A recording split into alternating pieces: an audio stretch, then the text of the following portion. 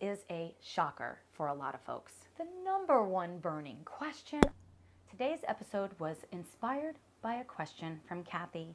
Kathy asked, when I eat gluten, I do not have any digestive issues, but I've heard that someone can be sensitive to gluten without noticeable effects on the gut. Should I stop eating gluten?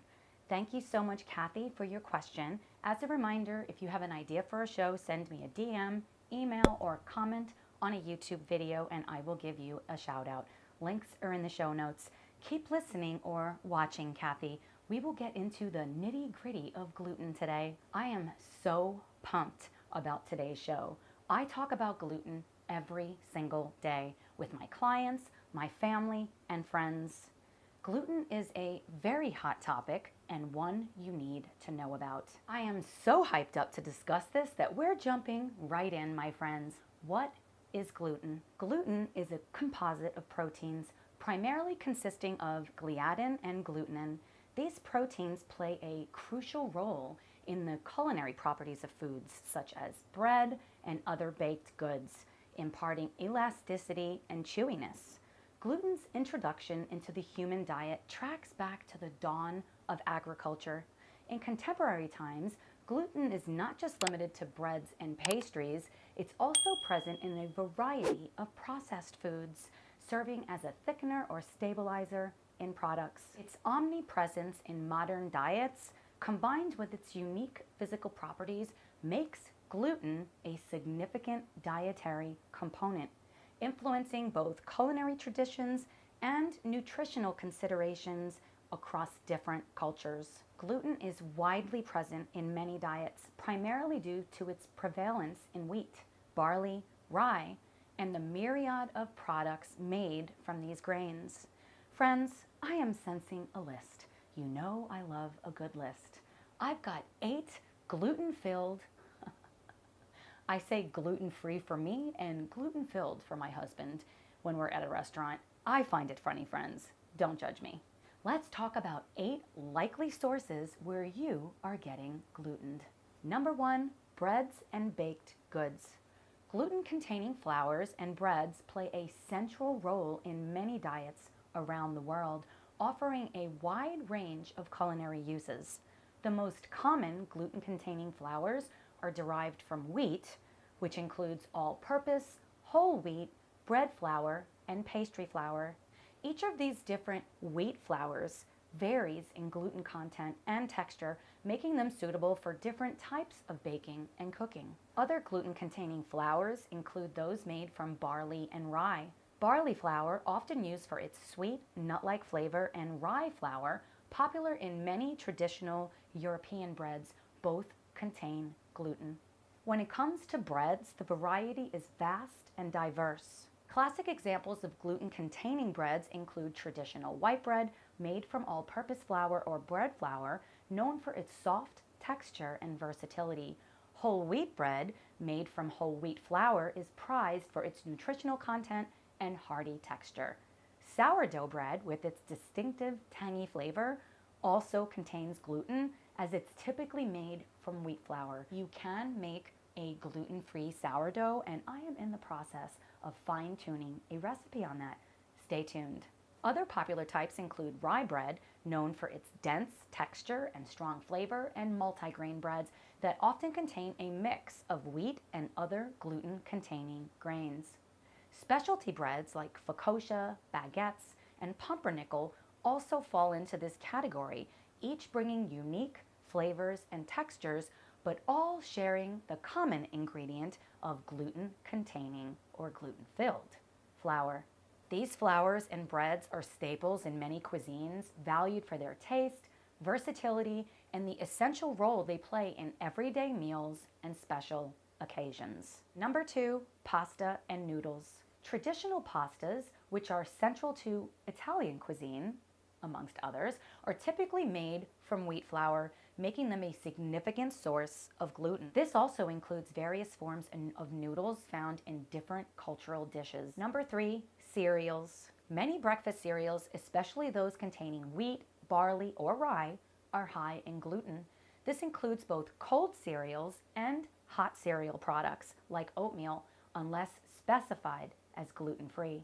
Number 4, processed foods. Friends, this is a biggie. Gluten is often hidden in processed foods, acting as a binder or thickener.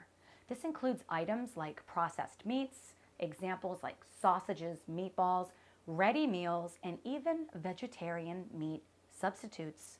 Of course, cereals, breads, pastas are all processed foods. It's estimated that over 60% of the food we eat here in America are processed foods. Number 5, snack foods. Yes, I separated this out from processed foods, and yes, they are processed, but I find it very helpful to categorize foods. Snacks like pretzels, crackers, biscuits, and certain types of chips often contain gluten. Even snacks not traditionally made from wheat may have gluten due to cross-contamination in manufacturing. Number 6, sauces and condiments. Many sauces, gravies, and condiments, including soy sauce, salad dressings, and marinades, contain gluten as a thickening or stabilizing agent. One of the local pizza places around me, well, they have a gluten-free pizza that is, well, frankly, it's disgusting. Tastes like cardboard. I haven't been to that restaurant in a long time. The last time we went, I ordered a salad, told them I was gluten-free, and asked about the balsamic vinaigrette. Yep, you guessed it, gluten. Filled with gluten, or gluten-filled, as I love to say. Now I travel with my own salad dressing. Typically, when I go out to restaurants, I am not taking any chances, and I don't want the junk oil either. The highly inflammatory seed oils present in almost all salad dressings. We did a whole episode on dietary fats and seed oils, episode 40 if you missed it. One of my most popular episodes. Give it a listen if you have not already. Number 7, beer and malt beverages. This is a shocker for a lot of folks. Most beers are brewed from barley, which naturally contains gluten. Malt beverages and certain types of liquors that derive from gluten-containing grains also contain it. Unless the product specifies whether or not it's gluten-free, it may not be. This may also include dessert wines or even wine coolers. Good thing I am partial to dry reds. Number 8, soups and broths. Commercially prepared soups and broths can have gluten, either from ingredients like pasta and barley or as a thickener. Bouillon cubes or powders typically contain gluten. I used to use Better Than Bouillon. I loved the ease of use and the different flavors. So many of my recipes on my other YouTube channel, Dining with Tara, use Better Than Bouillon. That was before I realized the impact gluten had on my body and my health and went 100% gluten-free. While the manufacturer says they are not specifically adding gluten, they cannot guarantee as they don't test the product, and it's made in a facility where gluten-containing foods are processed. I simply stay away. It's important to note that while these are common sources, gluten can be found in a wide variety of less obvious food products, making label reading and awareness crucial for individuals needing or choosing to avoid gluten in their diets. I do find it best to look for the gluten-free seal on the package if gluten-free is important to you, just to be sure. I want to get into the evolution of gluten in our diet. The historical perspective on the evolution of gluten in the human diet is fascinating, tracing back to the beginnings of agriculture and civilization. Gluten's journey through history is closely tied to the cultivation and consumption of wheat, barley, and rye. Approximately 10,000 years ago, during the Neolithic Revolution, humans transitioned from nomadic hunter-gatherer lifestyles to settled agricultural societies. Early farmers in the Fertile Crescent, a region in the Middle East, began cultivating wheat and barley, which were among the first domesticated crops. The ability to grow and store grains was a turning point in human history, leading to the development of stable communities and eventually civilizations. Gluten-containing grains provide a reliable food source which was easy to cultivate, harvest, and store. These grains became a staple in the diet due to their high carbohydrate content, providing essential energy. Additionally, the gluten in these grains allowed for the creation of leavened bread. The discovery that fermented dough rises and becomes light and chewy was a significant culinary advancement. As agricultural practices spread across Europe and Asia, so did the cultivation of gluten-containing grains. Different regions developed their unique grain-based foods, like bread in Europe, noodles in Asia, and flatbreads in the Middle East and North Africa. The Industrial Revolution brought advancements in farming techniques and machinery, which led to increased production and availability of wheat and other gluten-containing grains. Modern wheat varieties have been bred for higher yields and gluten content, enhancing the texture and durability of wheat-based products. In recent times, the Western diet has seen an increase in the consumption of processed foods, many of which contain gluten as an additive.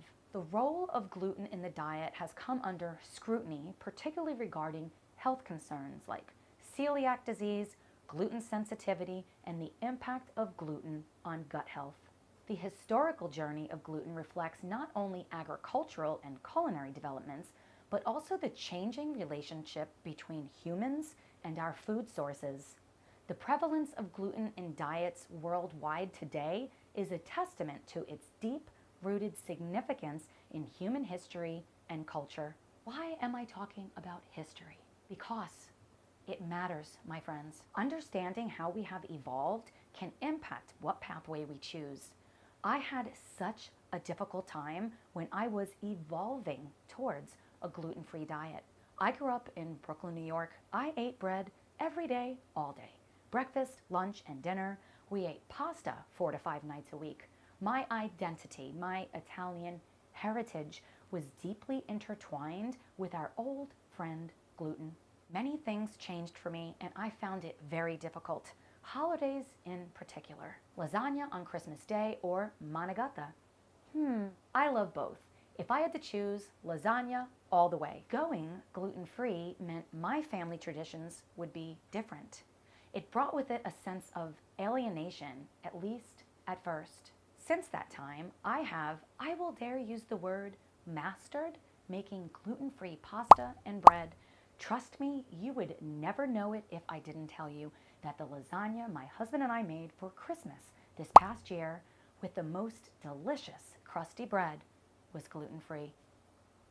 Now I want to turn our attention to gluten and the body. The impact of gluten on the body can vary significantly among individuals, ranging from having no noticeable adverse effects to severe reactions in those with gluten-related disorders. I want to start by first addressing celiac disease. Celiac is an autoimmune disorder where the ingestion of gluten triggers an immune response that damages the small intestine's lining. This damage impairs nutrient absorption and can lead to symptoms like diarrhea, abdominal pain, bloating, and malnutrition, among others. Let me know if you want a dedicated show on celiac disease, and I will give you a shout out. Gluten has a significant effect on those with celiac disease. How about everybody else? There are 3 other considerations. The first is a wheat allergy, so gluten and possibly other non-gluten proteins in the wheat. Symptoms can range from mild, rashes, hives, to severe anaphylaxis, and it requires avoidance of all wheat products. I do not have a wheat allergy. I actually use wheat flour in my bread recipe. It is a gluten-free wheat flour imported from Italy. The first time I used it, I was a little nervous, but I did just fine. Next is non-celiac gluten sensitivity. Individuals with non-celiac gluten sensitivity often experience symptoms similar to those of celiac disease, but without the autoimmune intestinal damage. Oftentimes, they report a range of symptoms beyond the gastrointestinal tract. These extra-intestinal or non-GI symptoms can include headaches, brain fog, joint pain, fatigue, and numbness in the legs, arms, or fingers. This is not an exhaustive list. Unlike celiac disease, where symptoms might appear more immediately after consuming gluten, the symptoms in non-celiac gluten sensitivity typically manifest hours or even days following gluten ingestion. The exact mechanism of non-celiac gluten sensitivity is not fully understood, but it is believed that gluten triggers an immune response different from that seen in celiac disease. But I want to restate, there is an immune response. I am one of the many individuals out there with non-celiac gluten sensitivity. So many people throughout my journey of optimizing my health asked, how could I suddenly be sensitive to gluten when I consumed it all throughout my life? I don't have a simple answer for them or for you. We are highly complex beings, unique and different, and there are a plethora of factors to consider to such a seemingly simple question. To better understand this concept, let's talk about the impact of gluten on gut permeability. Gluten can affect gut permeability, especially in individuals with celiac disease or gluten sensitivity. Gluten consumption leads to the release of zonulin, our gatekeeper of the tight junctions in the gut lining, potentially leading to altered intestinal permeability, commonly known as leaky gut. We did a two-part series on leaky gut, episodes 7 and 8, highly important information to know. The concept of leaky gut, medically known as altered intestinal permeability, is a condition where the tight junctions in the intestinal wall become less effective at controlling what passes through the lining of the small intestine. This condition has been increasingly discussed in relation to gluten and its impact on gut health, especially in individuals with gluten sensitivities or celiac disease. In a healthy gut, tight junctions act like gatekeepers, selectively allowing nutrients to pass into the bloodstream while keeping harmful substances out. In leaky gut syndrome, these junctions are compromised, allowing bacteria, toxins, lipopolysaccharides, and partially digested food particles to leak through the intestinal wall. And what is on the other side of our one-cell thick intestinal wall? The immune system. This leakage can trigger an immune response, leading to inflammation and potentially contributing to a variety of health issues. For individuals with celiac disease or non-celiac gluten sensitivity, gluten is a key trigger for the development of leaky gut. I sure know I had some significant leakiness going on. A long-standing history of headaches, years of every type of medication for headaches, from anti-seizure meds to beta blockers to triptans, nothing worked. These migraines were so bad that I was hospitalized for 3 days in the past and told I would need to be put into a coma to attempt to stop the headache. I've had spinal taps, seen multiple specialists, and told I was incurable. Friends, I no longer have chronic headaches. There is a laundry list of other symptoms that have either gone away entirely or are markedly better, such as brain fog, joint pain, anxiety, and depression. Ingestion of gluten can stimulate the release of zonulin, that gatekeeper protein that modulates the permeability of tight junctions in the gut. The increase in zonulin levels can lead to the loosening of these junctions, thus contributing to increased intestinal permeability. Symptoms of leaky gut can include GI issues such as gas, bloating, diarrhea, irritable bowel syndrome, as well as systemic symptoms like fatigue, joint pain, and skin conditions. Over time, the chronic inflammation resulting from a leaky gut can contribute to a range of health issues, including autoimmune diseases, allergies, and metabolic disorders. We also have a gut-brain axis and a gut-skin axis, which helps with understanding how gut permeability might relate to neurological and psychological health and skin health. When I did a gluten challenge early on in this process, I actually developed hives, significant hives.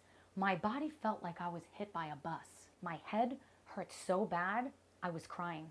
I remember feeling pretty intense sadness also. This understanding was paramount with the establishment of my why. We need a solid why, a purpose. We went in depth last week, episode 62, great conversation, all about purpose. Go back and listen if you missed it. Gluten can contribute to systemic inflammation, which may be linked to a range of health issues, including, as we mentioned, autoimmune diseases, mood disorders, and increased vulnerability to other types of food sensitivities. Even the endocrinologist I saw that told me I was hopeless, with autoimmune conditions that is, recommended gluten-free. I was already gluten-free, but did appreciate the thought process. Chronic inflammation associated with long-term gluten ingestion in sensitive individuals can have various implications on overall health, including an increased risk of chronic diseases. Tight junctions in the gut play a critical role in maintaining gut health and overall well-being. The number one burning question I'm sure is in pretty much everyone's minds right now: is gluten inflammatory for everyone? The scientific perspective on gluten and inflammation is multifaceted and subject to ongoing research. While there is clear evidence of inflammatory responses to gluten in celiac disease and possibly non-celiac gluten sensitivity, the extent to which gluten causes inflammation in wider populations remains a topic of debate. This complex and evolving area of study highlights the importance of personalized nutrition and the need to consider individual health responses when making dietary choices. I do think this subject is very nuanced and we need to cast a wider net. Take, for example, gluten in America versus Italy.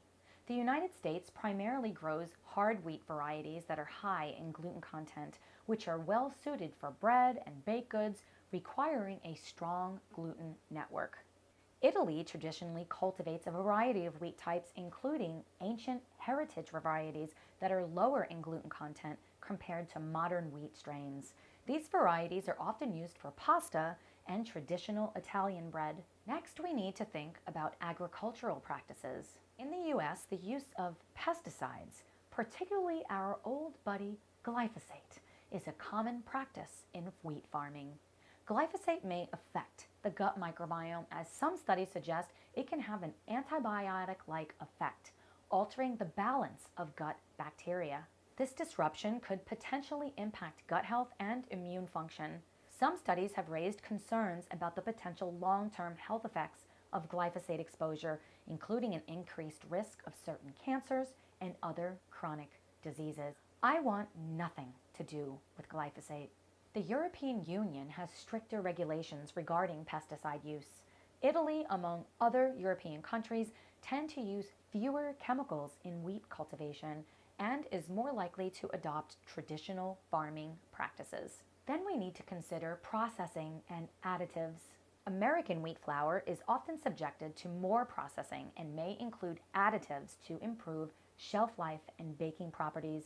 This can affect the final product's gluten content and digestibility. Italian wheat products are frequently made using traditional methods that may involve longer fermentation times, which can affect the gluten structure and potentially make it easier to digest. There is anecdotal evidence that some individuals who experience gluten sensitivity in the United States do not have the same reaction when consuming wheat products in Italy.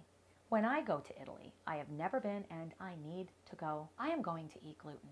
My husband tells me that no, I am not. He remembers how awful I felt for days and days. I don't want to feel awful when I finally get to experience Italy. I am thinking definitely Sicily. My grandmother was from Sicily, and also Naples, where my grandfather was from. I'm planning on having just a few bites to see how I feel. We'll see. How about genetic modification, commonly known as GMO? Breeding practices in the United States have significantly altered wheat genetics over the years. Italy, like many European countries, have strict regulations regarding genetically modified crops, emphasizing traditional cultivation methods.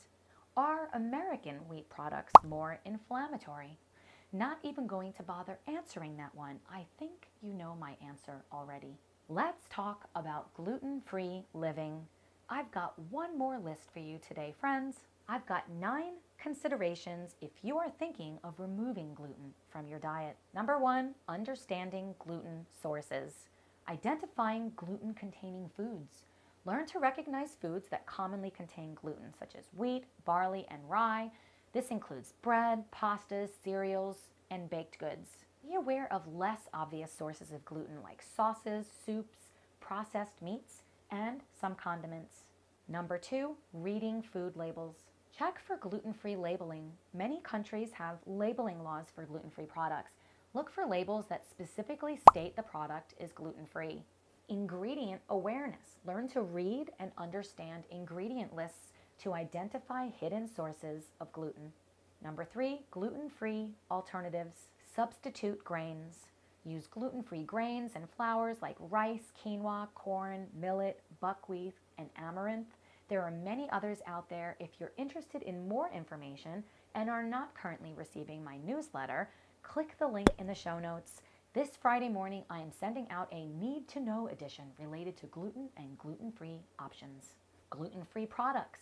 There is a growing variety of gluten-free products available, including pasta, bread, and snacks. However, check for nutritional content as they may be high in sugar or other garbage. Number 4, cooking and meal preparation. Preparing meals at home allows for better control over ingredients and cross-contamination. So for those with celiac disease or a severe gluten sensitivity, you will need to use separate cooking utensils, cutting boards, and toasters for gluten-free foods. Number 5, dining out. Choose restaurants that are knowledgeable about gluten-free diets or have a gluten-free menu. I always look up a restaurant if I've not been there and check the menu. If there are no listings for gluten-free, I call the restaurant. I've gotten burned with this, my friends, and I have some degree of food fear or eating out fear, to be more specific. To be honest, I really only trust a place that the menu is clearly labeled gluten-free, vegetarian, vegan, and one that uses a separate kitchen to make gluten-free dishes. Communicate needs. Inform the server or chef about your dietary restrictions to ensure your meal is safely prepared. This is very important. I have had several clients who've been gluten-free for years end up glutened at a restaurant. We need to communicate the importance of gluten-free to the staff. I have walked out of restaurants before when I was faced with a blank stare and the server telling me, just don't eat the bread. Remember, gluten is in many other products, not just flour. Number 6, nutritional considerations. Ensure a balanced diet rich in fruits, vegetables, lean protein, and gluten-free whole grains to compensate for any nutritional deficiencies. This is especially true if instead of removing gluten from your diet, you switch to gluten-free processed food products.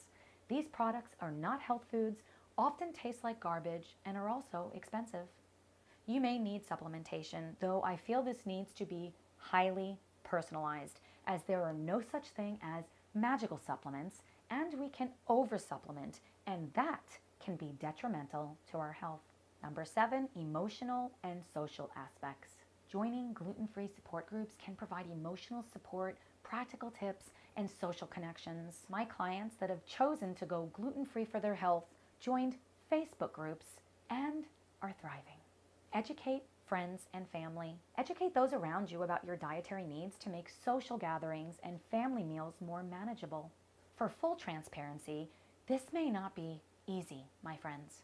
I still have a few friends, and if you're listening, you know who you are, that do not understand, and it can be really hard on me at times when we get together for dinner. I will say I much prefer having people come to my house. My husband and I love entertaining, and then there is no concern for, is there gluten in there? When my husband and I went to my oldest son Brian's home for dinner a while back, he made chicken wings. He is an excellent cook.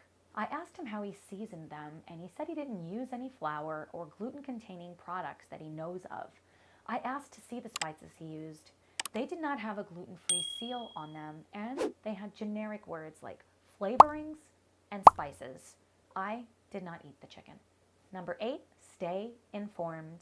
Stay informed about new research, gluten-free products, and recipes to continually refine your diet and lifestyle. A shameless plug for my other YouTube channel, Dining with Tara. I will link it up right here and also down below. You can sort by gluten-free, and there are over 35 recipes and new ones added all the time for your cooking pleasure. And number 9, travel considerations. Plan ahead. Research restaurants and stores with gluten-free options before traveling. Carrying fresh fruit and gluten-free snacks can be helpful. When we travel, I map the route and figure out ahead of time where we are going to eat. This lifestyle takes some planning and a shift with our mindset. Living gluten-free requires diligence and education, but can be effectively managed with careful planning and awareness. Over time, it becomes a more natural part of daily life and can significantly improve the quality of life for those with gluten-related disorders.